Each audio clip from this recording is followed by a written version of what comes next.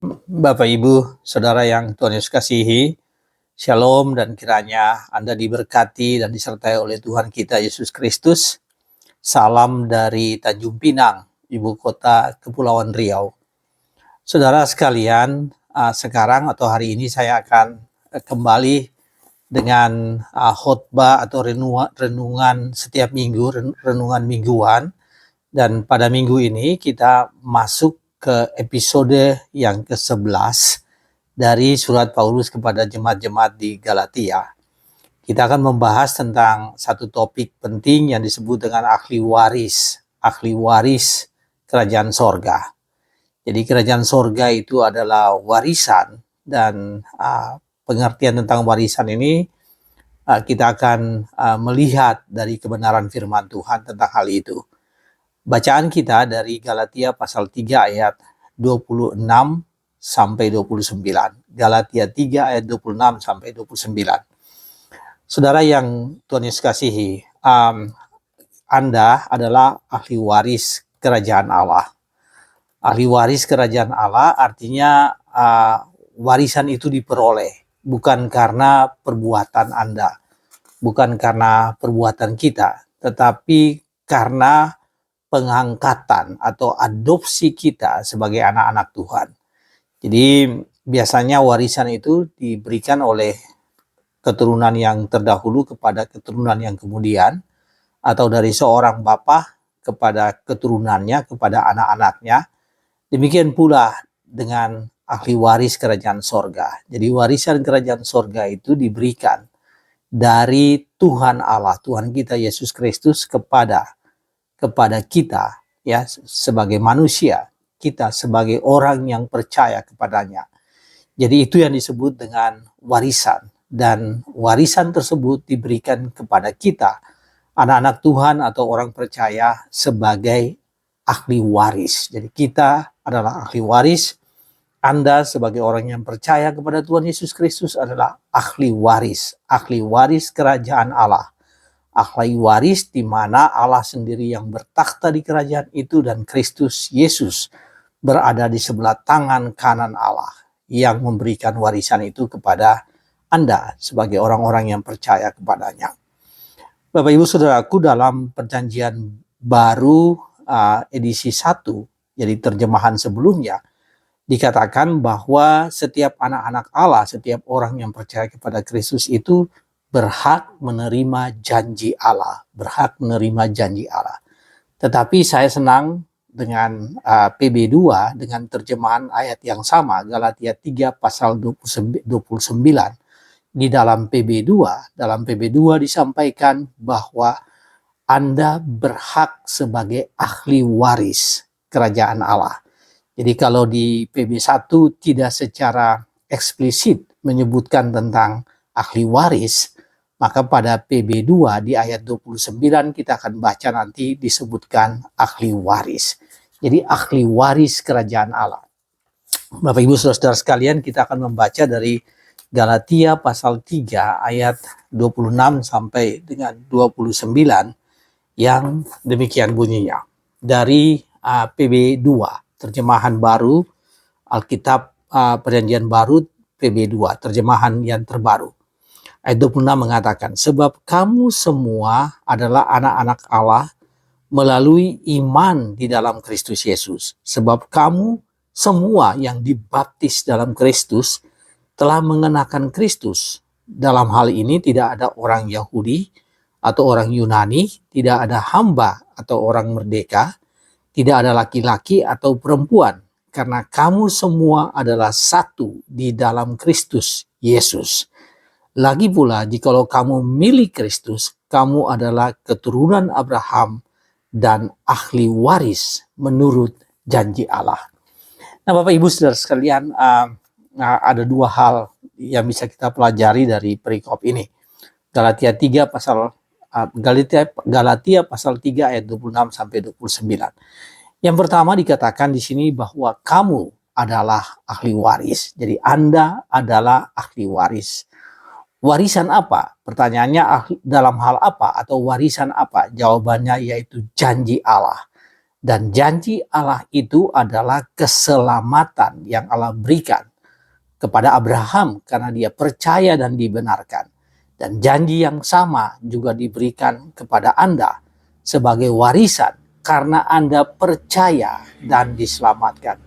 Jadi warisan apa? Warisan keselamatan yang diterima oleh Abraham karena dia percaya dan diterima oleh setiap orang yang percaya kepada Tuhan Yesus. Karena itu Bapak Ibu Saudara sekalian, kamu harus menerima Kristus, ya. Ini adalah janji keselamatan yang diberikan melalui Tuhan Yesus Kristus, yang adalah janji penyertaan dan adalah janji berkat, janji sebagai saluran berkat, dan janji untuk diberkati. Bapak Ibu Saudara sekalian, dalam ayat 29 dikatakan begini, bahwa saya baca ayat 29, lagi pula jikalau kamu milik Kristus, kamu adalah keturunan Abraham. Jadi ini dikatakan di sini di ayat 29 bahwa kamu adalah keturunan Abraham atau anak-anak Abraham atau keluarga Abraham yang percaya kepada Kristus. Jadi sekarang ini atau pada zaman perjanjian baru ini, pada zaman sekarang ini, kamu adalah keturunan atau anak-anak Abraham yang diadopsi oleh Tuhan Yesus Kristus sebagai keturunan anak-anak Abraham karena percaya kepada Kristus. Seperti Abraham yang percaya dan diselamatkan, kamu juga percaya dan karena itu kamu diselamatkan. Kamu yang percaya kepada Kristus dan karena itu kamu diselamatkan. Saudara-saudara sekalian, ahli waris kerajaan Allah adalah mereka yang adalah anak-anak Allah. Jadi tentu saja karena ini kerajaan Allah dan mereka yang mewarisi kerajaan Allah, mereka adalah anak-anak Allah. Di dalam ayat 26 dikatakan bahwa pusat atau sentrifugal atau konsentrasi dari atau fokus dari pengangkatan atau adopsi sebagai anak-anak Allah itu yaitu percaya kepada Kristus. Dan di dalam 4 ayat ini, Galatia pasal 3 ayat 26 sampai 29, ada 5 kali frasa yang mengatakan bahwa mereka yang percaya kepada Kristus yang diangkat sebagai ahli waris. Sekali lagi ada 5 kali dalam 4 ayat ini, 5 kali mengatakan bahwa mereka yang diadopsi sebagai anak-anak Allah, yaitu mereka yang percaya kepada Tuhan Yesus Kristus. Bapak Ibu Saudaraku, ya saya ingin menyampaikan hal itu kepada Anda. Ayat 26 mengatakan begini, sebab kamu semua adalah anak-anak Allah melalui iman di dalam Kristus Yesus. Jadi yang pertama, kamu adalah anak-anak Allah karena iman di dalam Kristus Yesus. Itu ayat 26. Pada ayat 27 dikatakan, sebab kamu semua yang dibaptis di dalam Kristus. Kamu dibaptis di dalam Kristus. Ayat 27. Kemudian ayat 27 juga mengatakan bahwa kamu yang telah mengenakan Kristus. Kamu dibaptis oleh Kristus, kemudian kamu yang telah mengenakan Kristus. Memakai Kristus. Jadi ini kata ini atau frasa mengenakan Kristus ini kalau Anda baca di terjemahan yang lain, dan saya baca dari Contemporary English Version, terjemahan Contemporary English Version, dikatakan mengenakan Kristus sebagai baju yang baru. Jadi mengenakan Kristus sebagai satu baju yang baru. Jadi kalau tadi ayat 26 mengatakan iman di dalam Kristus, ayat 27 juga mengatakan dibaptis di dalam Kristus. Kemudian bagian kedua dari ayat 27 juga mengatakan kamu mengenakan Kristus. Ayat 28 mengatakan bahwa dalam hal ini tidak ada orang Yahudi, orang Yunani, tidak ada hamba, orang merdeka, tidak ada laki-laki atau perempuan, karena kamu semua adalah satu di dalam Kristus. Jadi satu di dalam Kristus. Kemudian di dalam ayat 29 dikatakan jikalau kamu milik Kristus. Jadi jikalau kamu milik Kristus, kamu adalah keturunan Abraham. Kamu milik Kristus. Nah, saudara sekalian, ini yang tadi saya katakan bahwa pusat dari penjelasan Rasul Paulus kepada jemaat Galatia tentang adopsi sebagai ahli waris ini adalah Kristus. Jadi hanya karena karya Kristus, penyelamatan yang dibuat oleh Tuhan Yesus Kristus. Dan tadi saya sudah jelaskan, ada 5 kali penekanan tentang hal itu. Iman dalam Kristus, dibaptis di dalam Kristus, mengenakan Kristus, satu di dalam Kristus, dan milik Kristus. Nah, Bapak Ibu Saudaraku, apa yang dimaksudkan dengan dibaptis di dalam Kristus? Dibaptis ini bukan ketika Anda masih anak-anak kecil lalu kemudian dibaptis ya seperti yang kita sebutkan atau yang kita alami ya, bukan itu. Tapi yang dimaksudkan dengan dibaptis di dalam Kristus pada ayat 28 ini adalah diangkat dan dimeteraikan atau disahkan. Karena kamu percaya, kamu itu milik Kristus, maka kamu diangkat dan dimeteraikan sebagai milik Kristus atau disahkan sebagai anak-anak Allah. Itu yang disebut dengan dibaptis karena Kristus atau dibaptis di dalam Kristus. Jadi dibaptis di dalam Kristus adalah diangkat, dimeteraikan, diadopsi, dan kemudian disahkan sebagai milik Kristus. Saudara, ini artinya apa? Artinya Kristus yang mensahkan, Kristus yang mengangkat kamu sebagai seorang person yang baru, sebagai satu manusia baru, dan sebagai miliknya, sebagai anak-anaknya, sebagai miliknya. Dan sebab itu kamu adalah waris kerajaan Allah. Saudara, demikianlah itu adalah penjelasan, dan kita tahu bahwa warisan itu adalah Paulus menggunakan kata warisan karena warisan itu umum, sesuatu yang umum yang terjadi pada zaman Paulus ya, bahwa orang tua mewarisi apa yang dia miliki kepada anaknya, kepada keturunannya, kepada anak cucunya, dan kebanyakan itu terjadi di bagian timur ya, kita sebutkan dengan dunia timur dari peta bumi ini ya, di barat juga tentu saja, tapi di timur memberi warisan itu adalah dari orang tua kepada anak, itu adalah sesuatu yang biasa terjadi.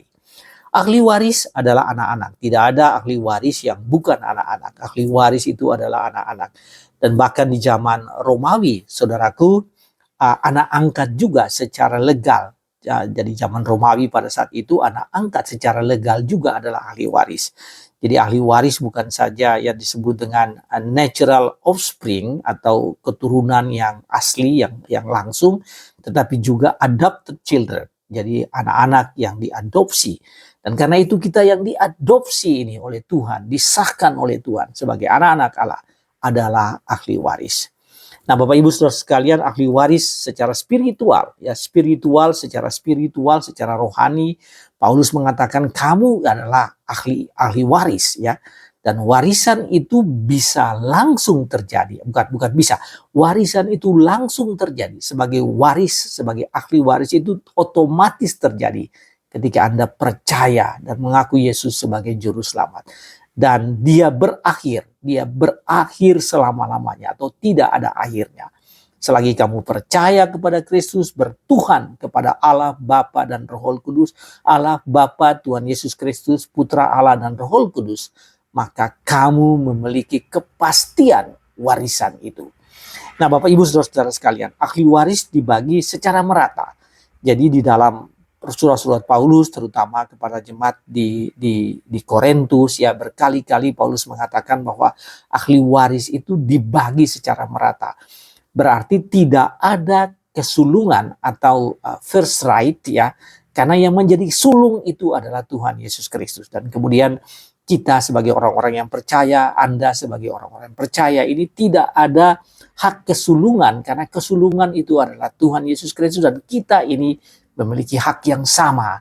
Semua anak-anak Tuhan diangkat sebagai ahli waris, dan karena itu kita memiliki hak untuk menerima warisan keselamatan, warisan yang hidup kekal dengan Tuhan, kemudian menjadi saluran berkat, diberkati dan menjadi saluran berkat di tengah-tengah kehidupan kita.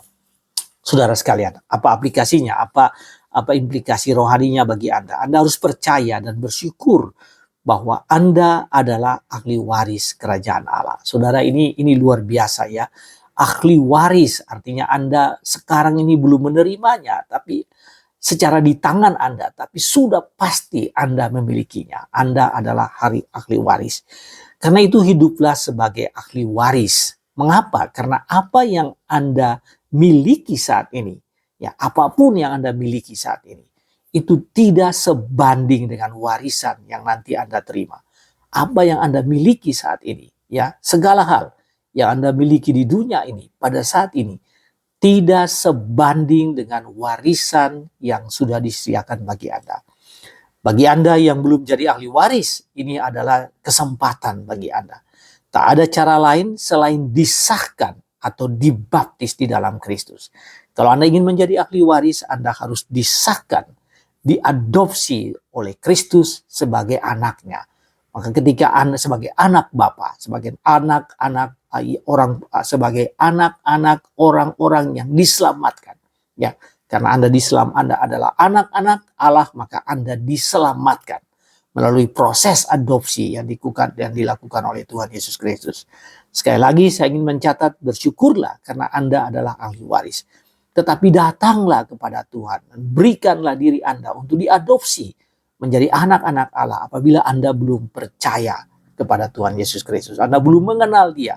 Anda belum menyerahkan diri kepada Dia, kepada Allah, Bapa, melalui putra tunggalnya, juru selamat dunia ini, Tuhan Yesus Kristus. Maka Anda hanya bisa menjadi ahli waris kerajaan Bapa itu apabila Anda menyerahkan diri kepada Tuhan Yesus Kristus.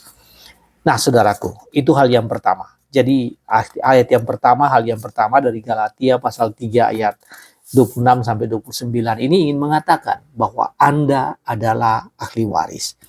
Nah, yang kedua dari perikop ini yaitu sebagai konsekuensi dari status Anda sebagai ahli waris, Anda harus hidup sebagai keluarga ahli waris.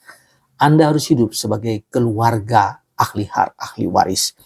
Saudara, di dalam ayatnya yang ke-28 menekankan tentang keluarga para ahli waris ini, ya. Ayat 28 mengatakan begini, dalam hal ini tidak ada orang Yahudi atau orang Yunani, tidak ada hamba atau orang merdeka, tidak ada laki-laki atau perempuan, karena kamu semua adalah satu di dalam Kristus. Itulah kehidupan keluarga para ahli waris. Yaitu tidak ada perbedaan antara Yahudi dan Yunani. Nah, Yahudi dan Yunani ini berarti bahwa tidak ada perbedaan karena latar belakang atau latar belakang darah, latar belakang keturunan, latar belakang budaya tidak menjadi alat untuk perbedaan, ya, bukan perbedaan. Tidak ada perbedaan antara latar belakang Yahudi dan Yunani. Tidak ada perbedaan antara hamba dan orang merdeka, antara budak dan orang merdeka, antara budak dan non-budak. Nah, kita tahu pada zaman itu sosial status atau status sosial sangat jelas antara mereka yang merdeka dan mereka yang tidak merdeka, dalam hal ini adalah hamba. Di dalam keluarga Yahudi ada orang-orang yang disebut dengan hamba, ya, mereka yang melayani 100% kepada para tuannya. Karena itu dibedakan sosial status. Tetapi di dalam percaya kepada Kristus sebagai keluarga ahli waris dikatakan tidak ada perbedaan antara hamba dan orang merdeka. Tidak ada perbedaan antara laki-laki dan perempuan. Jadi perbedaan kalau kita sebut gender atau kelamin itu tidak ada, ya, seks atau kelamin itu tidak ada perbedaan itu di dalam kehidupan ahli waris, ya, kehidupan bersama sebagai keluarga ahli waris itu tidak ada perbedaan itu. Nah, Bapak Ibu saudara-saudara sekalian, tidak ada perbedaan dalam persekutuan Kristen, ya, persekutuan ahli waris ini, kita ini tidak ada perbedaan. Paulus sampaikan bahwa tidak ada hak tadi yang disebut dengan ada orang yang nomor 1, ada orang yang nomor 2, ada first class Christianity, kekristenan yang kelas utama, kekristenan yang kelas kedua, itu tidak ada itu. Semuanya memiliki hak yang sama, status yang sama di hadapan Tuhan, ya. Mengapa? Karena awalnya ini semuanya berbuat dosa. Semua orang berbuat dosa, tidak ada yang bisa menyelamatkan dirinya. Dan kemudian dengan status sebagai pendosa itu, orang yang berbuat dosa itu kemudian diselamatkan. Karena diselamatkan itu maka semuanya memiliki status yang sama. Tidak ada yang mengatakan bahwa darah, budaya, keturunan, status sosial, kelamin atau seks atau gender yang membedakan satu dengan yang lain. Bapak Ibu Saudara sekalian, di dalam surat Rasul Paulus kepada Korintus, ya, jemaat di Korintus, berkali-kali Paulus mengatakan jangan ada yang menyombongkan diri, ada yang memegahkan diri, yang menilai bahwa dia lebih baik dari orang lain. Dia adalah Kristen lama, yang satu adalah Kristen baru, yang satu adalah Kristen dewasa, yang satu adalah Kristen anak-anak, ya, Kristen yang belum dewasa. Jadi tidak boleh ada perbedaan itu, dan tidak boleh ada yang memegahkan diri atau menyombongkan diri. Itu Paulus menyampaikan beberapa kali di dalam surat kepada jemaatnya di Korintus. Mungkin saya baca satu saja, ya.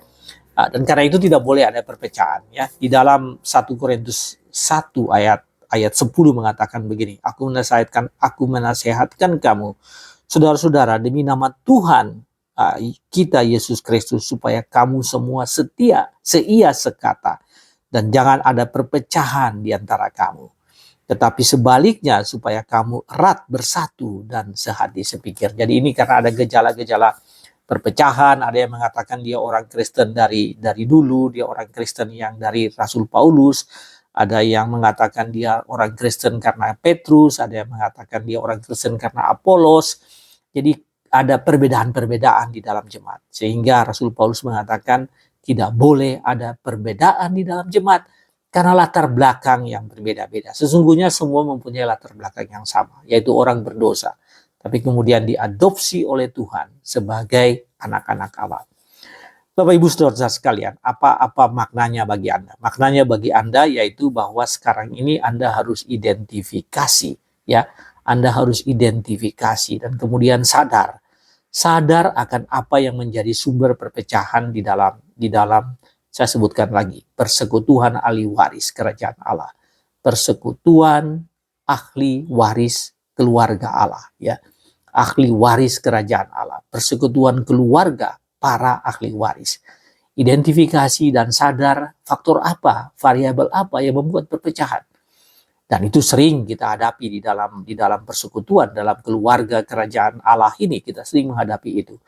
Mungkin juga karena keturunan. Ada yang bilang dia dari kelompok atau golongan suku tertentu, darah tertentu, ya, bangsawan, tidak bangsawan, ya, semacam itu bisa saja terjadi. Membuat perpecahan, kelas-kelas, kelompok-kelompok di dalam keluarga kerajaan ahli waris, keluarga kerajaan Allah.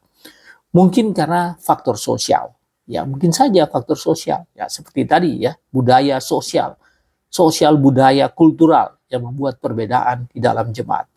Mungkin karena masalah ekonomi, ada yang berpendapatan tinggi, ada yang berpendapatan rendah, the have and the have not, ya, mereka yang punya properti, harta kekayaan yang banyak, dan mereka yang biasa-biasa aja atau bahkan tidak punya. Ekonomi kelas, ya, kelas-kelas ekonomi yang membedakan orang di dalam jemaat. Mungkin karena usia, ya, ada yang sudah senior, ada yang junior, yang senior menganggap bahwa dia lebih lama hidup sebagai anggota keluarga kerajaan Allah. Yang junior mengatakan orang senior sudah nggak berguna lagi, tidak tahu apa yang terjadi belakangan ini di tengah-tengah persekutuan. Jadi bisa saja itu muncul. Atau karena pendidikan juga menjadi perpecahan di dalam keluarga kerajaan ahli waris kerajaan Allah. Keluarga, pendidikan bisa menjadi faktor. Ada yang berpendidikannya tinggi, S1, S2, S3, profesor barangkali, ada yang punya pendidikan biasa-biasa aja, rendah, SMA, SD bahkan, ya. Mungkin ada yang buta huruf yang sudah jarang kita temui di sekitar kita, tapi ada yang mungkin tidak bisa baca. Saudara sekalian, semua ini adalah faktor-faktor yang membeda-bedakan. Ada perpecahan di antara, bisa membuat perpecahan atau potensi perpecahan di tengah-tengah jemaat. Mungkin karena jabatan atau posisi di tengah-tengah masyarakat. Ada yang kerja di kantoran yang bagus, ada yang kerja usaha sendiri, kantoran biasa-biasa aja, ada yang punya posisi di tengah-tengah masyarakat, ada yang nggak punya posisi itu. Jadi semua hal itu bisa menjadi potensi perpecahan di dalam keluarga, kerajaan, ahli waris kerajaan Allah. Ya, itu bisa saja bisa saja itu terjadi. Oleh karena itu, Bapak Ibu Saudara sekalian, kita harus mengidentifikasi itu. Mungkin datang dari Anda sendiri. Andalah yang berperilaku dan bertindak di dalam jemaat, sampai Andalah yang membuat perbedaan itu. Ya, bahwa Anda ini berbeda dengan yang lain. Jangan sekalipun berpikir bahwa Anda berbeda dari yang lain. Semua orang tidak boleh ada memegahkan diri, menyombongkan diri, dan semua orang ini adalah narapidana. Ya, kita ini semua narapidana secara spiritual. Narapidana secara spiritual yang harus dihukum, tetapi kemudian diampuni oleh karena amnesti yang Tuhan berikan, maka diampuni. Dan karena diampuni, diadopsi, diangkat sebagai anak-anak Allah. Bapak Ibu Saudara sekalian, Anda harus memitigasi risiko perpecahan, ya. Perselisihan, ya, Anda melihat itu dan bagaimana cara untuk mengatasi hal itu. Cara yang paling mudah yaitu menerima semua orang dan mengampuni semua orang. Kalau ada yang keliru, salah, maka mengampuni mereka. Dan kemudian Anda hidup dalam suatu perspektif dan ingatan bahwa Anda memiliki warisan bersama dengan Allah. Dan warisan itu jauh lebih baik, jauh lebih berharga, jauh lebih besar, jauh lebih agung dari segala hal yang Anda miliki di dunia ini. Karena karya Tuhan Yesus Kristus, maka Anda menjadi ahli waris itu. Bapak Ibu Saudaraku, sebagai take away message. Yang pertama, gak boleh ada yang merasa diri bahwa dia spesial dan hebat, ya, di tengah-tengah jemaat. Anda masing-masing mempunyai kelemahan. Dan kita bersyukur bahwa kita semua dibenarkan oleh Tuhan. Jadi itulah yang menjadi kebanggaan. Menjadi kebanggaan bahwa Anda diampuni oleh Tuhan dosa-dosanya, dan diberi jalan keselamatan, dan menerima keselamatan dari Tuhan. Semua orang adalah orang berdosa, sepantasnya dihukum. Tapi Kristus mau dan sudah mensyahkan Anda sebagai orang yang diampuni. Sekali lagi, telah mengadopsi Anda secara formal, mensyahkan Anda untuk diampuni dan menjadi ahli waris kerajaan Allah. Sebab itu di dalam gereja, di dalam persekutuan, bahkan di tengah-tengah dunia ini, di luar gereja, dalam persekutuan di tengah-tengah dunia ini, hiduplah sebagai ahli waris kerajaan Allah. Hiduplah sebagai para ahli waris kerajaan Allah. Kiranya firman Tuhan ini berkati saudara sekalian. Amin.